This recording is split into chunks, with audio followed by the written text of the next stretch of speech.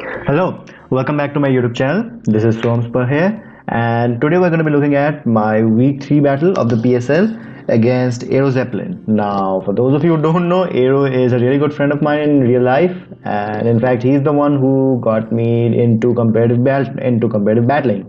So as a result, he knows my playstyle inside out, and not only that, he has probably the best draft in our division. So this is going to be one of our toughest matches so far. I mean, yeah, given the fact that in both of our earlier matches we kind of lucked out our opponents, because in the first match Sky forgot to mega evolve his Lopunny, and in the second match Angel kind of choked and he also got hacked a fair bit. So yeah, we were kind of lucky. But however, if we do not play up to our full capacity in this match, this is a match that we could definitely lose against Aeros. So anyway, yeah, looking at his team, his roster consists of a Kartana, Infernape, Crobat, Metagross, Tyrantrum, Palossand, Mega Manectric, Hydreigon, Uxie, Slurpuff, and Milotic. Now, in terms of matchup, I absolutely hate this one, because apart from one mon on my team which can take out 10 out of 11 of his mons with some chip damage, there's nothing really that outright sweeps him. Like the first mon that you see on your team, Aegislash, gets kind of walled between Hydreigon and Milotic. To some extent the Slurp as well, though not really Slurp. Yeah, because Slurp will just die to Flash Cannon. Anyway, so it gets kind of walled between the Hydreigon and the Milotic. My other big threat, the Mega Kang, can't really do much with Palossand and Uxie around. Then what else was I going to talk about here? Yeah, the mon that I will talk about later. Magmortar, thing with Magmortar is it's typically a wall breaker. So, and given how fast his team is, with Cart, with Infernape, with Crobat, mons like these, they will never really allow me to pick up more than one kill at a time. So basically, I'll be able to get one kill with them, and then I will just fall to their stab attacks, the stab attacks of his revenge killers. Also, there was this Tyrantrum, which was a quad resist to his Fire Blast, and it could just it would just it would just force me to switch out if it ever came in on the what's it called, the Magmortar. There's this Infernape as well, which kind of has a good matchup against me, especially an SD variant, because the fact that other than my Latios, there's nothing really that takes on both of its stabs, and even then I can't really switch in Latios, because until I know it's set completely, I can't really switch it in, because Banded U-turn does a hell lot of damage to regular Latios. And especially since I am planning to bring my Latios as an offensive mon in this game. There's this Kartana as well, which during testing I found out that Bandit Kartana or more so even Scarf Kartana, that was just a massive threat for my team, because other than my Mandibuzz, nothing could really deal with it. And even Mandibuzz was not really looking good, because if Mandibuzz ever got toxic when it lost its shit. Yeah, this cell phone just has to ring when I make a vid. I mean, yeah, you guys are probably used to it by now. But anyway, yeah, I was talking about the Mandibuzz. So if they are with Rocks Up, with some prior damage and Toxic, Mandibuzz just gets worn down way too easily, and then Kartana can just sweep from there on out. In terms of my offensive matchup, the one mon that I felt had a really good matchup, however, was my Bredoom, because looking at his team, yeah, as I said, there's one mon that kills 10 out of 11 of his mons, and that happens to be my Bredoom, because Kartana dash to Mark Punch, Infinite doesn't take a +2 Mark Punch, Metagross will take a Mark Punch, but not very well, so if I can chip it down, I can kill it with +2 Mark Punch. Same with Tyrantrum, Palossand dash to Bullet Seed, Manectric dies to Mark Punch, Hydreigon to Mark Punch. Uxie doesn't really outright die to either Bullet Seed or Mark Punch, but I can put it to sleep with a Spore and I can just set up all over it. Slurp dies to a Bullet Seed, although yeah, bulky fast Slurp will be a bit of a problem. Milotic just dies to Bullet Seed. So one mon that my Bredoom really struggles with, however, is the Crobat. So at first I thought of bringing a sub-rock tomb set, but that is kind of invalidated because Crobat has the ability Infiltrator, so it will just be able to Brave Bird through my substitute and kill my Bredoom. So that was kind of bad. So when I started building, my Bredoom was my first one that I had initially built, but then I realized during testing that okay, Bredoom is not working because between Crobat and the offensive pressure from his Katana and Infernape, the Breloom just getting worn down, and it's not really being able to sweep at all. So I skipped that. Instead, I decided to look for some other mon to start off building this team with, and I realized the fact that wait a minute, both his defensive mons, the Palossand and the Uxie, they are both weak to the Ghost type. Also weak to Ghost type is the Metagross. And so I realized that the first one that I'm going to be building with is going to be my Aegislash with the Life Orb this time. As far as moveset, it has Shadow Ball, Flash Can, Sneak, and Sword with enough speed to outspeed zero speed Metagross. Max special attack with a mild nature allows me to fire off the strongest possible shadow balls and flash cannons, and rest was just put into attack to just get maximum power behind the shadow sneak and the sacred sword, mainly the sneak, so that I can get some chip damage off on any mon that I'm in at that point before I die. So basically the purpose of this mon is to get in on passive stuff like the Milotic, like the Uxie, and just fire off an attack. Simple as that. If I get in on the Milotic, fire off a Shadow Ball. If I get in on, basically fire off a Shadow Ball 9 out of 10 times. So his main switch into the Shadow Ball is going to be the Hydreigon. So for that, so for the first time I'll definitely go for Shadow Ball. Second time if I see the Hydreigon coming, I'll predict it and go for the Sacred Sword, and that will be the end for Hydreigon. Unless of course he is Chopper. So that's that. As for the next mon on my team is going to be my Specs Excelgor, because again, looking at his team, his only Specs Excelgor, his real Specs Excelgor switch-ins, the Infernape, and even you never really want to switch Infernape hard onto anything. The Crobat just took everything from Excelgor, and that was pretty much it on his team, because the rest of his team, because with the moveset that I brought, none of the remaining mons on his team could actually switch into it reliably. So basically it had Bug Buzz, Energy Ball, Sludge Bomb. These three moves were all that I needed, because it doesn't really get anything for the the Crobat. So I was just content with running these three moves, and U-turn is in case I ever see the Crobat. If I see a Crobat on his team, he's most definitely going to switch the Crobat in onto an Excelgor, and I can just predict that, go for the U-turn and keep the momentum. As for his moveset, has 108 speed to outspeed Mega Manectric, which will in turn try speed creeping my Latios. Max special attack with a modest nature for maximum power. Rest was put into HP. I left 4 EVs out to give it an odd number, so I take 1 point of damage less from Stealth Rocks, and the rest are just that remaining 4 I put into Spread Air. As for why I'm carrying these moves, Bug Buzz is just stab, Energy Ball hits the Ghost type. What's the Ghost type? The Palossand and the Milotic for super effective damage. The Sludge Bomb is mainly there for the Slurper, and U-turn, as I said, for switching out of the Crobat. Next on my team is going to be my defensive switcher into the Crobat, and it's going to be Fist of Mamoswine. So far I've played 3 games, and not once have I brought an offensive Mamoswine. All 3 games it's been kind of bulky. So this time I'm running a physically bulky Mamoswine with Citrus Berry like last week. The difference is last two games it was supposed to switch into special threats, take the berry, and outlive that special attacker into which I was switching. For example, the first game it was going to be the Cephalon, and for the second game it was the Taunty. This match is supposed to do the same thing, just with the Crobat. So with this defense investment and the Citrus Berry, I am a Brave Bird from Jolly Crobat without a choice band is always a 4-hit KO. It's not even a 3-hit KO with the Citrus Berry. So that's pretty good. As far as move pool, it has Stealth Rock, because again it's my only rocker on the team. Ice Shard to revenge kill stuff like the Crobat, stuff like the the Katana after its weekend. And what am I missing? I'm missing something important. What else is weak to? The Hydreigon, Scarf Hydreigon is a big one. Icicle Crash as well is going to be my strongest stab. For the last slot, I'm not running Earthquake this week. I'm running Toxic, because his most natural switch into a Mamoswine is going to be his Milotic, and if I can catch that on a Toxic, I just put that thing on a timer. Basically, just take it out of the game. Unless it's the refresh variant, in which case, yeah, I'm fucked. As far as move pool, as far as EV spread, it has enough speed to outspeed min speed. What was it supposed to? Yeah, min speed Uxie.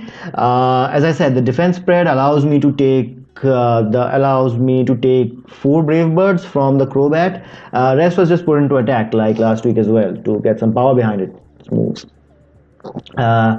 Next, we have our main win con for this match, and that is going to be the Bredoom. Pretty standard set here, very standard. It's just standard SD Life Orb Bredoom with Technician ability. Spore, Mark Punch, Bullet Seed, Spore to put passive stuff like the Uxie to sleep. SD just boosts up its attack stat to an astronomical level.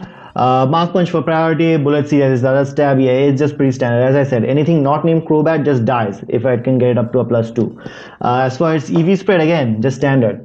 Max attack with adamant nature and max speed. Now the reason I'm running max speed in this is so that I can actually speed tie with a max speed adamant Metagross, because that's something that Aero likes to run, since weakness policy is one of his like most favorite sets on Metagross. That's a set that he has often run with max attack, max speed, adamant nature, so I can at least speed tie with that and get off my Mark Punch before he goes for anything else. Mainly his Bullet Punch to kill me off if I'm weakened, because I'll be taking a lot of chip damage through this Life Orb and whatnot. And maybe I'll try to hard switch it in on the Milotic or on the Palossand, so I might have to take a burn or toxic. So yeah, that's that for this Bredoom, I guess. Next on my team is going to be my Scarfer, and it's again going to be my Latios. Again, standard stuff: max speed, max special attack, with Draco Psychic for stab, Shadow Ball, because as I said, he has 3 mons weak to Ghost, and Thunderbolt was again for the Milotic. So yeah, this set is pretty self-explanatory. The reason I'm running max speed, however, is because he has a Kartana and an Infernape. Those two are his most likely Scarfers, and they peak out at a speed of about 349. The Kartana's max speed is 349, so I was forced to run max speed in that case. Max special attack for max power. With max special attack, I can actually one-hit KO the Kartana with a Draco Meteor, so that's pretty clean. And the last mon on my team is going to be my main defensive pivot. This one is basically going to be the glue that's going to hold the entire team together, and it's going to be my Vaporeon with leftovers, Wish, Protect, Scald, Heal Well, pretty standard set. And as for its EV spread, if you're trying to make any heads or tails of it, let me tell you, there is none, because I was making this set right before the match, and yeah, basically I just got bored at that point, so I just put some random numbers into the EVs. All I wanted was the max defense, because its defense stat is pretty low, 60. So all I really wanted was a max defense, and I just put a EV spread that I put an HP number that I liked, 441 for some reason. No, actually wait, I did the other way around. So I put enough special defense where it touches the 250 mark, and then I put everything else into the HP. So yeah, this was not really EV to take anything on, but then again, Vaporeon itself was not meant to take on anything specific. It was just meant to be like a general switch into his hard hitting stuff, anything that didn't hit super effectively. So basically the Dragon, the Infernape, the Metagross, it was going to be able to take them on, and it was going to just get off wishes, wish pass into other mons, protect to scout out, Scald for burn, heal well to stave off statuses on my own team. So yeah, that was a pretty standard. So the last 3 sets were actually pretty standard, to be honest. But yeah, anyway, so that's my team, and now let us jump on over to the actual battle. Alright, so looking at his team, I nearly jumped out of my chair in joy, because if you see his team, you'll notice that there is no Crobat in sight.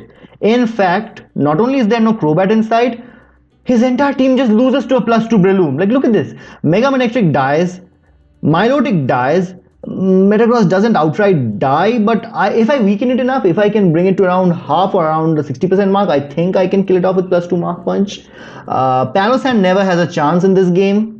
The Tantrum again just dies to +2 Mark Punch unless it's Choppleberry, and the Infernape also just dies to +2 Mark Punch. So basically my game plan was here just to weaken this Metagross early to mid game. Maybe I can Scald it repeatedly with my Vaporeon, or I can just forego prediction and drop some Dracos on this Metagross just to weaken it, because I don't really need to kill it off with my Latios, I just need to weaken it. Maybe I'm not sure about the Mammo since it's not carrying EQ. Maybe I can hit it with some bug buzzers from the Excelgor, or I can get off some damage on it with the sneak before it kills me with an earthquake. So basically that was my game plan. So and for chip damage, yeah, stealth rocks were going to be really key for chip damage. So that's what I decided to do. I decided to get off my stealth rocks early, and since my rocker was my Mammoth I decided to lead off with it. However, Aero did seem to predict that, so I just go out into my Vaporeon, predicting his card to come out from the Milotic. However, he does predict me to switch out and goes for the Ice Beam. He was Ice Beam is definitely the better play here instead of Skull, because Skull was really achieved nothing with Vaporeon on the field, and in case I ever made the hard switch into my Breloom or my Latios, it was going to punish that hard switch in as well. So he goes for Ice Beam there. I'm like, yeah, this is, and once he revealed the what's it called, the flame orb, I couldn't even toxic it anymore with my Mammoth. So that's that. At this point, the Vaporeon doesn't really have much to do, so I just go for a wish. I decide to find out what he's gonna go for. So I see him go out into the Metagross. Now at this point, the best thing that Metagross can do to Vaporeon is like Banded Thunder Punch or Banded Earthquake. But Aegislash doesn't even die to a Banded Earthquake from Metagross.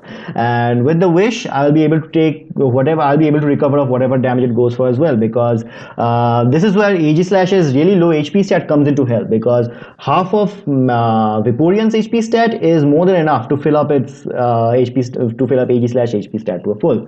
So I see the Milotic in front of me and I'm like, okay, let me just get some damage off on this and let me gauge what set this is. So he goes for the Scald here, which tells me that doesn't really tell me anything at all. It just told me that this was min max. It was not running in max special attack. It was not running any special attack.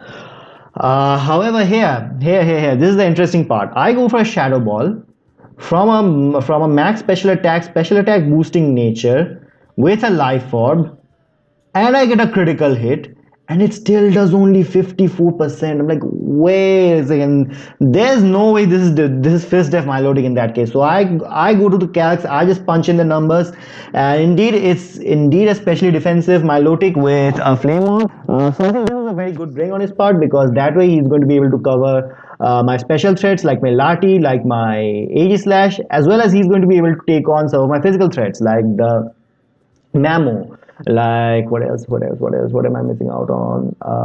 There's one, yeah, the Mega Kangaskhan. Yeah, he'll be able to take on hits from both sides of the spectrum. So I'm like, okay, at this point, there's no point for me to stay in, because he's definitely going to go for the recover here. Let me just go out into the Breloom and let me just fire off some attacks, because now here's the thing: I could set up right now, but let's say this thing is like bulky Scarf Metagross, because this Metagross has not attacked me yet. And the fact that he pulled a double switch there was giving me hints that this might be a choice lock variant of Metagross. So if I go for an SD here, as he brings in his bulky Metagross, and as he brings in his Scarf bulky Metagross, and then it goes for Zen Headbutt, it just kills me outright. And +2 Mark Punch does not kill it from full, even with the Life Orb and Technician Boost. So I just decided to fire off Bullet Seed, because if the Milotic stays in, it's going to take in some big damage, and if it goes out into the Metagross, at least I'm going to be able to tell how much bulk it is running. So that's what I do. I go for the Bullet Seed. So 8% on the first roll, 10 on the second. I only get 2 hits. But what this told me, that this was nearly max Fizz Def. It was running a lot of physical defense on this set. So I knew that, yeah, there was a chance that I could outspeed it, but I didn't really feel like it. So I just played the safe game. I went out into my Vaporeon.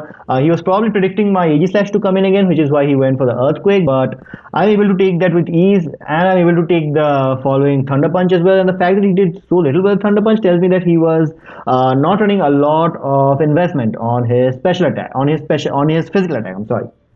So yeah, I wish up, I just stay in to get healed up to a good amount of health. I am back to full now, and I just stay in here and try to get off damage on it with Scalds, because as I said, oh no wait, I wish up here again, because I was predicting him to switch out. This is the turn where I go for the Scald to get damage on the Metagross, but however he decides to switch in on the Manectric. Basically he needs to put some offensive pressure at this point on my Vaporeon. So he goes out into the Manectric. I'm like, yeah, whatever. Skull is good on this because Skull gets off a lot of damage, does over half on the Manectric, and on the following turn I can just switch out into the Mammoth Swine, because as I learned from last season's final, there is not a lot that Manectric can do to a thick fat Mammoth Swine other than going for HP Grass. But I think he was not really likely to bring HP Grass because he needed to hit my Latios somehow. So Signal Beam or HP Ice was the more likelier one. So he goes for the Volt Switch, I block it, and this is my turn to get up my Stealth Rocks, because he was definitely going to switch out there. So again, the Milotic comes in and I go back into my Vaporeon. Again, he goes for the Recover. He fires off a Scald here, predicting me to pull a double. However, I just go for the Heal Bell and get rid of all the statuses that are accumulated on my team. He again goes for a Recover because it's basically a stalemate at this point. So I wish up here. And I don't really remember what I was. Oh yeah, this is the turn where I fucked up. I thought that I had clicked wish the previous turn, so I went for another wish again. That was a wasteful turn. So yeah, we just stall around a bit. He goes for Ice Beam, predicting me to go out into Latios or the Breloom this turn. He keeps going for Ice Beam so that I don't get a free switch in into either of those. And at this point, I predicted him to recover up because he was getting kind of low on health. So I thought he would go for the Recover here, and I go out into my Excelgor, because even if he attacks my Excelgor with the Wish Up, I'll be able to go up to almost max HP. However, he goes for the Ice Beam and bloody son of a bitch just freezes me. So this was unfortunate because I intended to get some offensive momentum back with this set. I would have just gone for Bug Buzz repeatedly and just prayed for, or not even Bug Buzz, I would have just fired off an Energy Ball here, because his Bug Buzz resist is the Palossand, and that gets covered by the Energy Ball as well. So I'll just fire off an Energy Ball to get some damage off on this. Unfortunately, he freezes me, so that's not going to happen. So I'm just going to go out into my Vaporeon to take the following Scald, and I'm just going to Heal Bell up to recover, to get rid of the freeze. No, wait. Okay, yeah, so I predicted him to predict my Heal Bell here and make an offensive switch, which is why I went for the Scald that turn. However, he stayed in to recover, and I clicked Heal Bell to get rid of the status on it. Now I see the Palossand come in, and I'm like, okay, this is the best opportunity for me to go out into Breloom. However, he predicts that. He predicts the Breloom coming in, and he just goes for Toxic. Now I'm like, okay, he has already shown me his switch into the Breloom is going to be his Metagross, so there's no point in me trying to play around to attack this Palossand again. So I'm just going to pick this time and go for the Spore. So now this Metagross is put to sleep. Again, I'm just going to go back into my Vaporeon to take any hits from it in case it gets a first turn wake. I'm going to get rid of the status on my... Oh wait, no. I decided to Scald this Metagross first to get off some damage on it. And now I guess, yeah, this is where I went for the Heal Bell. No, I still don't go for the Heal Bell. I go for the Scald. The thing is that this is a very stally match. The first part of this match was like really stally. It's just me going back. It's just both of us going back and forth into our bulky waters and just doing some trying to do some chip damage to the other guy. So that was that. So again, he's just going to keep clicking Ice Beam so that I don't get a free switch into my Breloom or my Latios. So anyway, yeah. Now at the end of this turn, I'm like, okay, every time Milotic has gone down to around the 50% mark, Aero has always clicked Recover to heal it back up. So I make a kind of a risky play here because I saw him go for Ice Beam in the previous turn, but I still decide to switch out into my Breloom because I expect him to click Recover, and thankfully he clicks Recover, and I'm like, okay, now Breloom is in. All I need to do right now is avoid the Scald Burn from the Milotic or avoid getting frozen by an Ice Beam. So I just decide to throw off a Swords Dance here because I don't care. And luckily for me, he just switches out. So at this point, I can click Mark Punch without any fear in the world because his Mark Punch switching is going to be the Palossand, which in turn is weak to Bullet Seed. So I just go for Mark Punch here, and that's the first kill. That is it. The Breloom is in, and the Breloom is about to sweep unless he plays it really well. And goes out into Manectric, gets the Intimidate off, then goes out into the Palossand, sacks Palossand, goes out into the Manectric again, gets a second Intimidate off, and goes out into the Milotic to sack it again. That way he would have lost both of his main defensive mons, but at the same time, he would still have been left with all three of his offensive mons. And the thing is that every time Manectric came in, I had to go for Mark Punch because I could not risk him clicking the Overheat. So that was that. So anyway, yeah. as long as it doesn't go out into the Manectric, I'm just going to keep clicking my appropriate stab move at that point. So the Metagross goes down, he goes into Milotic for some reason, and I'm like, okay, as long as I get 3 hits of the Bullet Seed, I kill him. And as it turns out, I don't even need 3 hits. Hell, I did not even need a 1.5 hit. It's just 1 hit and a bit more of the second hit. Yeah, so basically the first hit is 65, so 1.5 hit. Yeah, 1.5 hit would have actually been 100%. So I didn't even need that after Stealth Rocks. So Milotic goes down at this point. This Bredoom is looking like a threat. Infernape comes out. There's no way on earth Infernape leaves this. Exactly. Infernape just dies at this point as well. Like, unless it was like banded Mark Punch with Iron Fist, I don't think banded Mark Punch would take it out from that point. He needed some more chip in there. Or maybe it would have. I'm not sure. But anyway, it was still in my best interest to keep attacking there. Out comes the Palossand. Again, this does not live Bullet Seed. Hell, I didn't even need to go for it. It didn't even need a second hit there. Finally, he brings out the Manectric, but at this point, yeah, Manectric is just too weak. Yeah. I click Mark Punch, and unless the last mon is Shuffleberry Tyrantrum, which is not because he did not bring it out earlier, it just dies to a Mark Punch indeed, which it does, and that's it. That's a 6-0 on my part. Anyway, good game to Aero. I think he played the early to mid game well. It's just that, yeah, he choked in front of the Bredoom. I think he should have gone for a double intimidate with the Mega Manectric and then try to take the match out from there. Because to be honest, yeah, he did not win the match even then, because I had too much offense in the back at that point. Between the Specs Excelgor and the Scarf Latios, yeah, I would have cleaned him up definitely. But still, at least it would not have been a 6-0 at that point. It would have definitely been a much lower margin. But anyway, yeah, regardless, good game to Aero. And I guess I'll see you next week. Oh, by the way, next week we are going to face the one, the only Traxslayer, against whom we've probably had our most hype matches over the 4 seasons of PSL so far. So yeah, I'm really looking forward to that match, and I hope you guys as well are. So yeah, I'll see you guys next time. Bye.